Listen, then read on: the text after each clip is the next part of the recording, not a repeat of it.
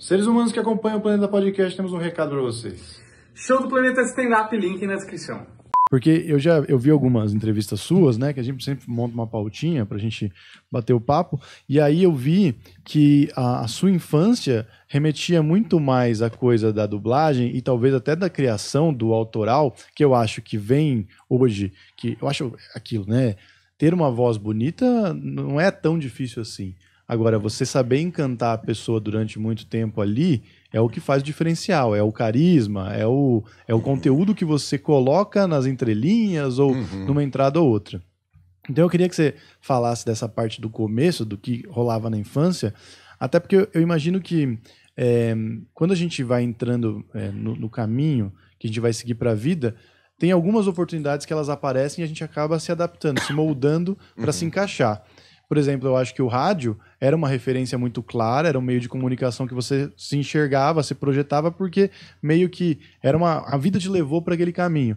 Mas, sei lá, se não existisse o rádio, hoje provavelmente você estaria fazendo um podcast, você estaria fazendo um YouTube, alguma coisa. Ou eu estou viajando? Eu, com toda a gratidão que eu tenho pelo rádio, é o veículo mais apaixonante, é determinante para a minha carreira e a minha existência profissional. Mas eu digo que o grande responsável por tudo isso, o salvador da lavoura, assim, foi o teatro.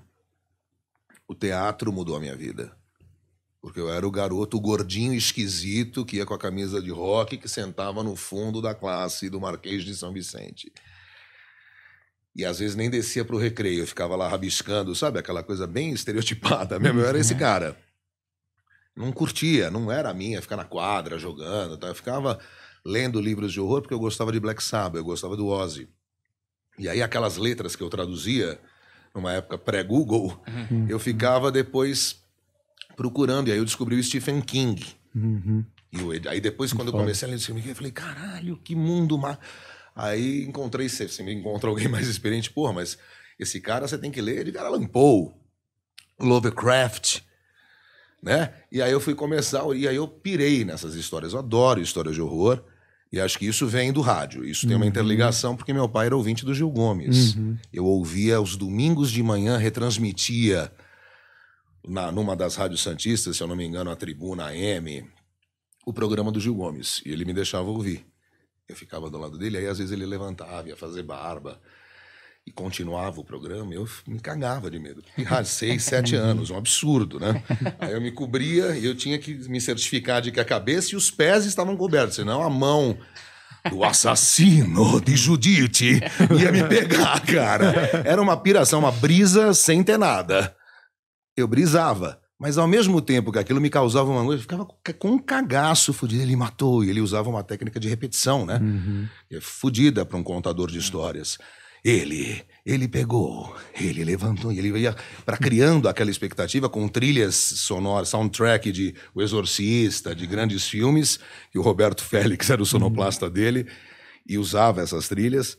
Eu assistia, ao mesmo tempo que tinha angústia, tinha o tesão, porque ou a minha porção sadomaso, porque eu amava, eu sentia um cagaço do caralho, mas eu não queria parar de ouvir. Aquilo me gerou, assim, um outro mundo que se abriu, né? Sequelas também psicológicas, mas...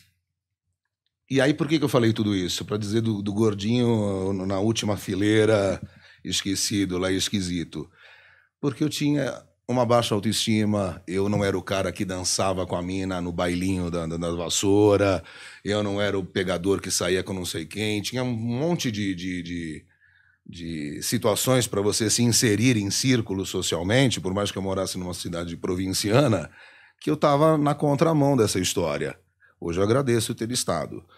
E aquela esquisitice, aquela inadequação, eu era um inadequado para mim mesmo. Clown. O clown é isso, né? O palhaço é a inadequação, é o sapato grandão, é a calça que cai, é a cara pintada, é o ridículo externado. Era assim que eu me sentia.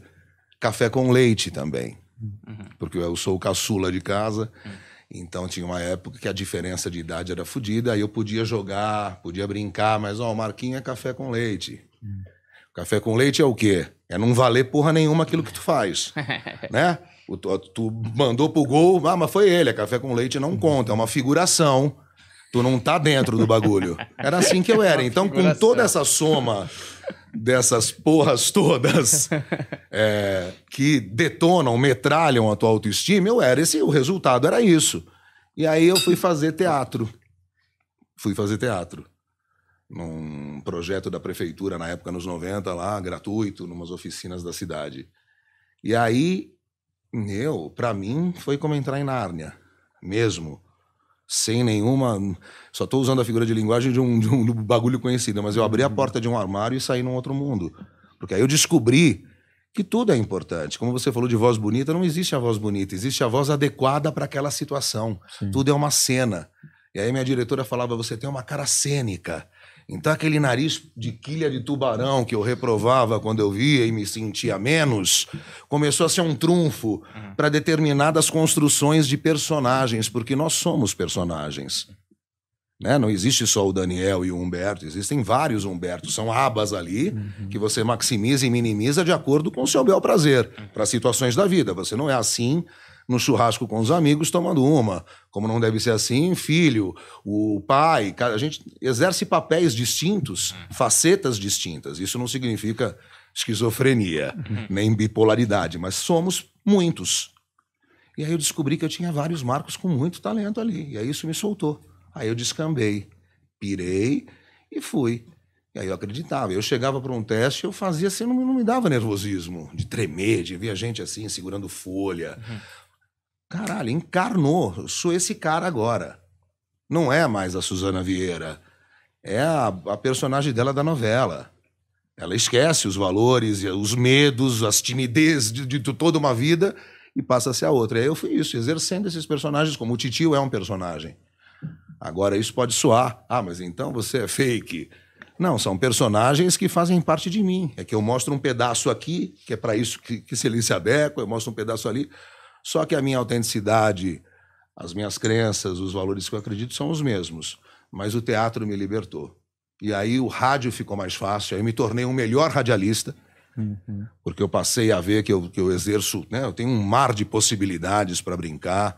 Não é só uma voz bonita dizendo a hora certa e agora vamos ouvir. Eu sei fazer essa voz mela cueca. Mas isso não vira mais há muito tempo. Joga isso fora. Eu venho dessa escola onde tínhamos que falar assim, Antena 1, uma voz quase ejaculativa. Isso é natural? Tão natural quanto uma Fanta-uva, né? A Fanta-uva ainda tem 5% de suco de uva. Isso é uma coisa empolada. Isso aqui, pelo menos para o meu gosto, não preciso mais. Eu quero ser o cara que está sentado no banco do passageiro, do teu lado, na marginal, trocando uma ideia. Ó, você viu essa do Led Zeppelin? É legal. É assim que eu tento ser. Só que essa soltura, esse desatamento de nós, se deu porque no teatro eu descobri que eu podia ser o vilão e o mocinho no mesmo filme.